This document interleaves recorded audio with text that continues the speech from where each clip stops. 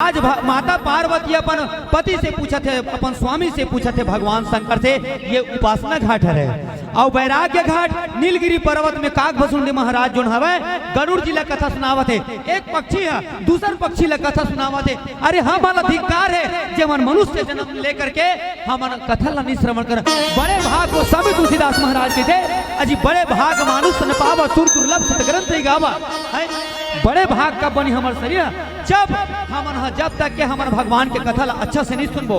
बड़े भाग नहीं तो देवता मन कहते कि बड़े भाग मनुष्य पावा सुर दुर्लभ, सुर मरला दुर्लभ कब हुई, देवता मरला दुर्लभ कब हुई, जब हमन प्रेम के साथ में है ना भगवान के कथा न सुनबो तब दुर्लभ हुई।